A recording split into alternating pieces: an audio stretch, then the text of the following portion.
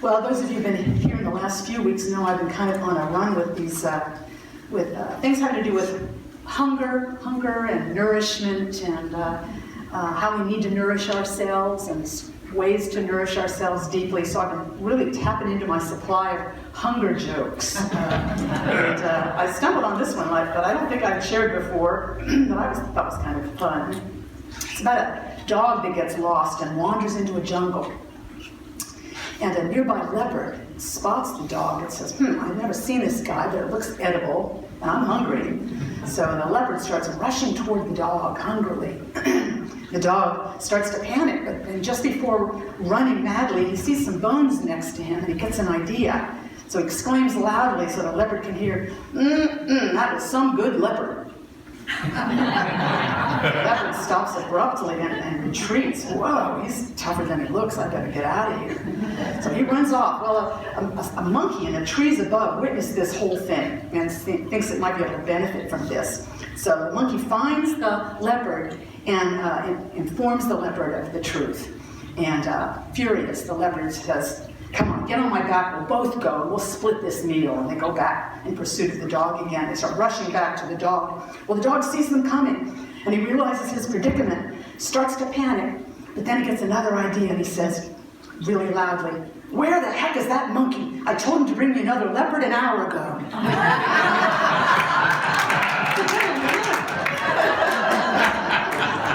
Smart dog. One smart dog. Like that. Well, that's about sort of lead into how do we nourish ourselves. We've been kind of on this topic for a few weeks, talking about soul hunger and soul nourishment. And we sort of, sometimes it's hard to know what we're hungry for. We get out of touch with that deep level of hunger. We're kind of tracking it by remembering what nourishes us deeply, how to nourish ourselves. So I was kind of started thinking this past week about, another way is that we have to not just seek nourishment in times of crisis, but regularly. And fall is really a time for that. It's a time for stocking up, for looking into our stock, checking our inventory and making sure we've got enough, that we're nicely stocked up. I was watching a lot in recent weeks. I've been watching the chipmunks gather their nuts for the winter. So it was a good chipmunk year, and it was a very good nut year. There are acorns everywhere. So those of you who have any nut trees near you, we have black walnuts and we have oak trees and buckeyes. And nuts have been everywhere this year. And you watch the chipmunks. In fact, there's a little YouTube link. You can see a chipmunk put something like 7 acorns in his cheeks. It's amazing what they can do. But I watched one a couple weeks ago that we still had a lot of buckeyes on the trees, and it's kind of at one corner of the yard. And I was watching this chipmunk bringing back. He'd gone all the way over there. The den is right near our patio, and the tree is way out there. And he was going all the way out there to get those buckeyes, getting them out of the skin and putting that. And he was struggling with the buckeye. Buckeyes are slippery. Those of you who are good buckeye people, Ohio buckeye, you've all seen buckeyes. They're slippery, and some of them are quite good size. And this chipmunk kept dropping it, picking it up, repositioning, dropping it, going like a foot and dropping it. It was so charming to watch. Working very hard, stocking up for the winter. Chipmunks are, I learned this years ago that I find so fascinating. They're not deep hibernators like woodchucks. They're what they call torpor hibernators. Chipmunks, they'll wake up periodically in their dens and munch away on everything they've got stored up, and they'll even come out on winter days where it's a little bit warmer. But they can kind of lower their body systems a little bit. They call it torpor hibernation. So it's really important how they get through that winter. You got to stock up. You got to make sure you've taken in enough nourishment, and you have your supply well in hand. And that just has that really resonates with me. I started thinking again about my grandmother's pantry. And in those days, how good people were at putting things up. Do y'all remember that from any of your youth and your grandparents' homes? People were really good at it in those days when there wasn't a supermarket on every corner. People knew how to can and pickle things and put things up and store up good stuff. And my grandmother's pantry was always well stocked.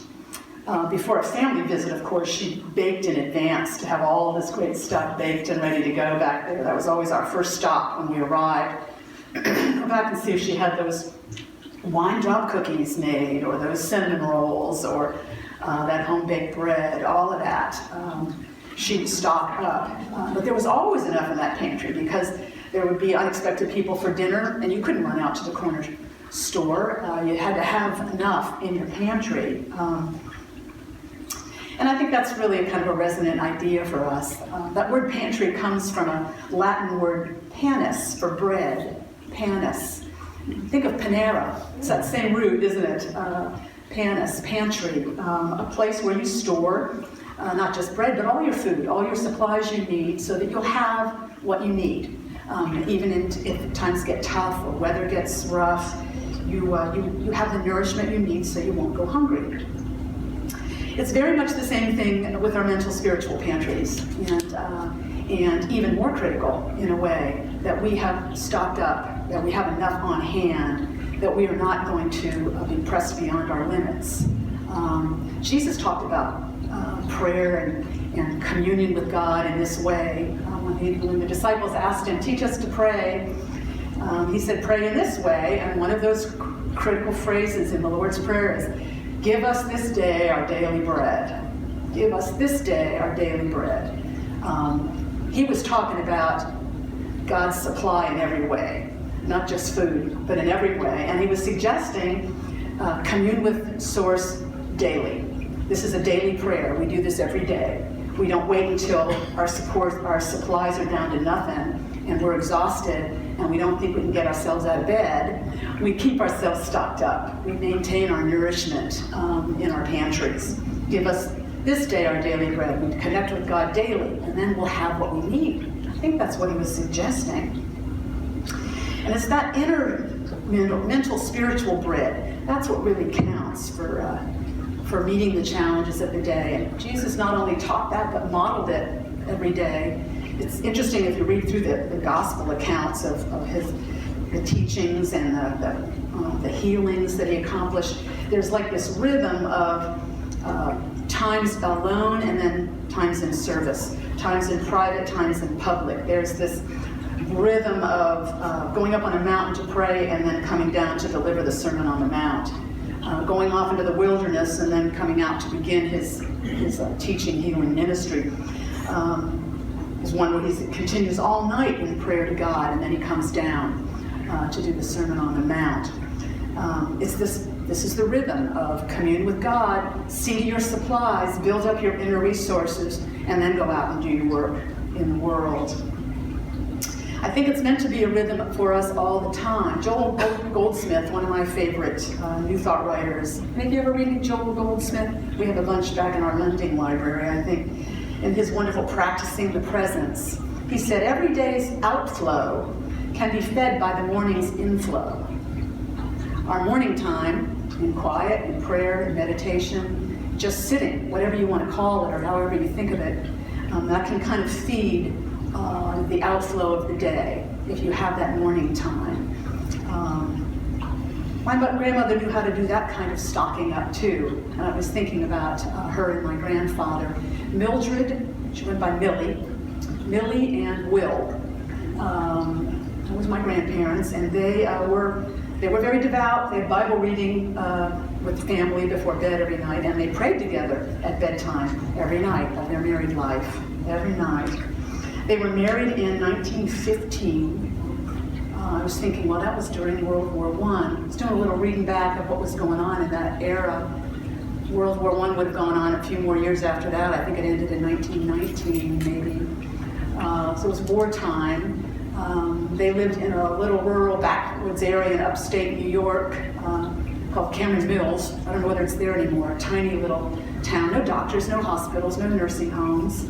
Really, people were very much on their own and worked very, very hard. I think, particularly of my grandmother with all the house, all the laundry, the relentless laundry, with like a mechanical thing that wrung it out and you hung it out then, and every day, laundry every day, baking every day. So much work, and these were tough times. Wouldn't be too long if they knew as they were heading into their marriage in 1915 that in not before too long the economy would be getting worse and worse towards the end of the 20s, and then the stock market crashed in 29.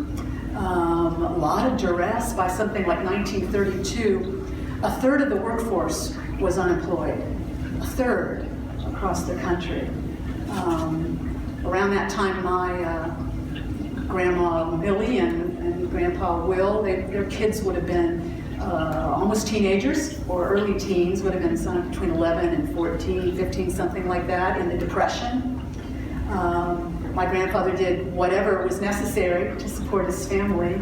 He went from selling Maxwell cars and insurance to dairy farming, to being the mail carrier in that small village, and provided for his family throughout that difficult time, taking care of 4 children and elderly parents who lived with them at different times. There weren't nursing homes then. You cared for your elderly in your own home.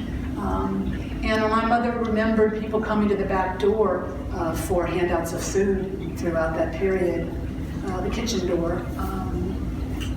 And I'm thinking to myself, that must have been almost a kind of a little secret people would know as they came into town, where you could get food, what door you could go to, what door you could knock on, where they would hand things out for the people roaming across the country, looking for work, looking for food, trying to support their families.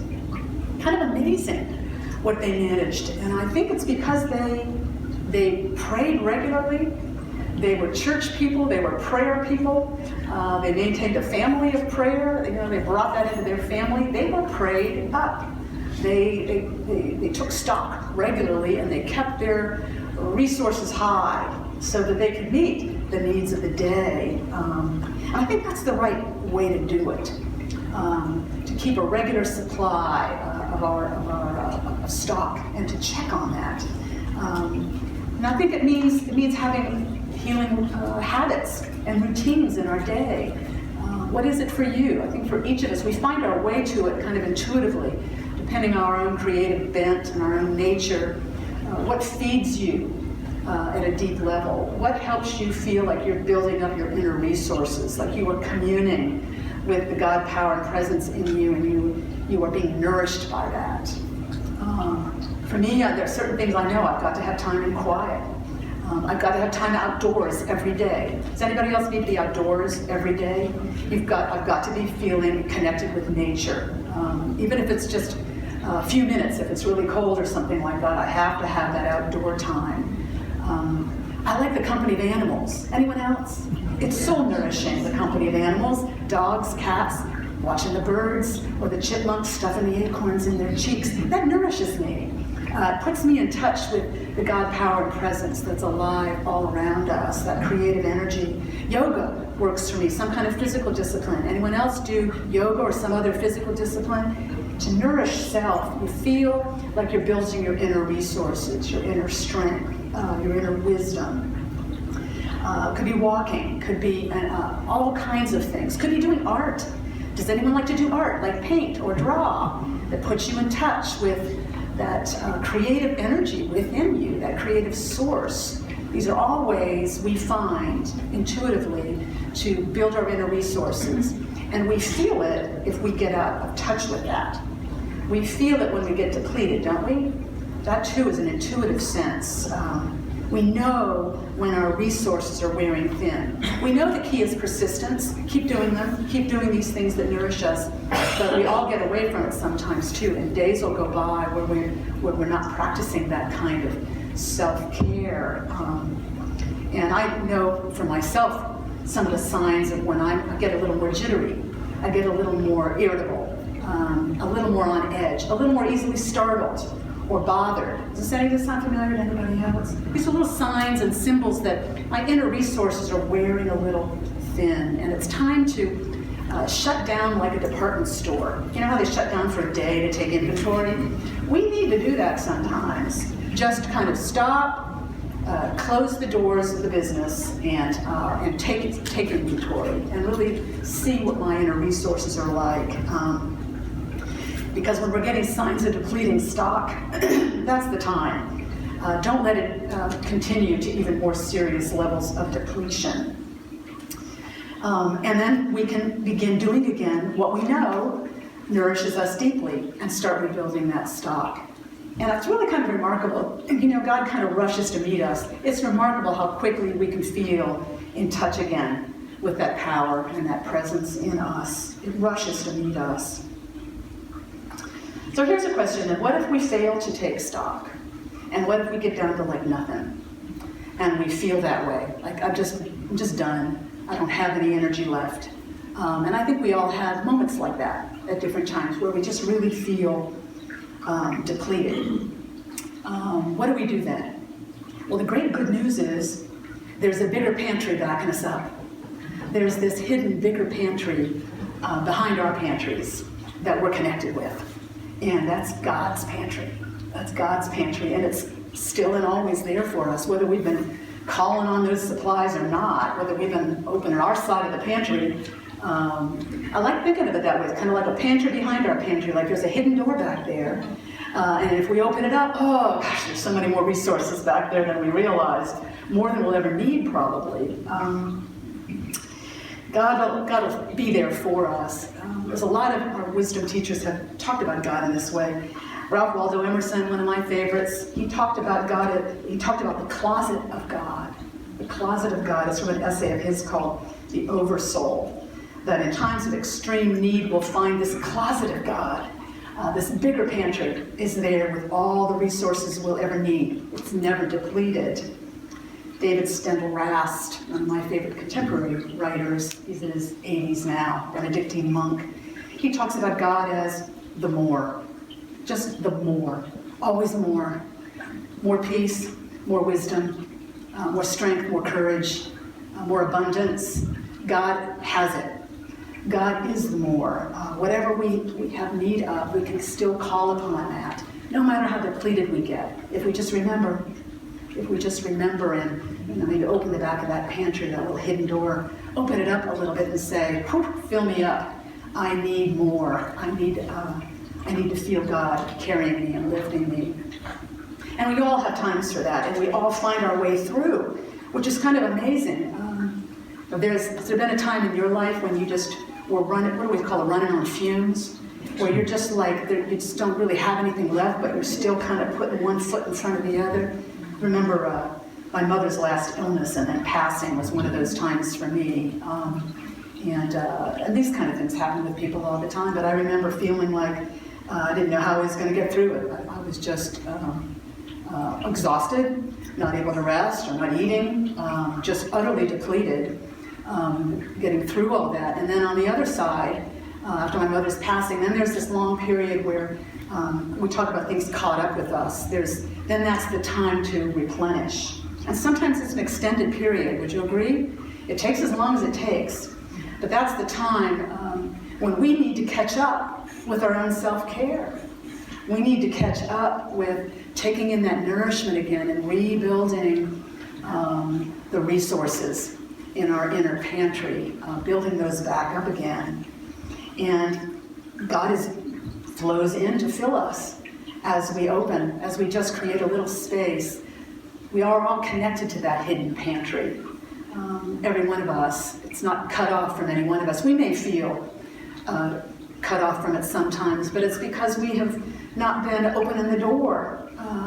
We have been too caught up trying to do everything ourselves. We've been working too hard. We've been forgetting God can carry us. God can fill us. God can bring us the wisdom and the strength we need. Tapping into God is the way we restock our inner pantry, and we can do it at any time, in any circumstances. No matter how depleted we might feel, we can remind ourselves we have a deep connection to that hidden pantry of God and rebuild our resources and nourish our souls again so that we have all the resources we need to meet the rigors of the day, like Will and Billy did in the Depression, like we've all done at different times in our lives, dealing with more than we ever thought we could probably. I hear that a lot in ministry, that a lot of people saying, I don't know how I got through it, but I did. Who in the room has thought that? I don't know how I got through it, but I did. That's a powerful thing, I think, because that's a reminder. We've all experienced it. We had more resources than we thought. And we do now, and we always will. It's the hidden pantry of God we are deeply connected with at all times. So here's my affirmation for the week, if you'd like to join me in it. My inner pantry is amply stocked. I have all that I need. Together? My inner pantry is amply stocked. I have all that I need. Let's take that into prayer for a moment and affirm that truth within. We are deeply connected to God, each one of us, at all times, in all circumstances, ceaselessly, unfailingly. God connected, each one of us, and in deep touch with a pantry of great resources, unlimited resources. Whatever our needs are, God can meet them for us. God will bring us the desire for them and then fulfill that desire, leading us in the path of our greatest joy, freedom, and fulfillment. Thank you, God, for your unfailing presence with each one of us. Amen.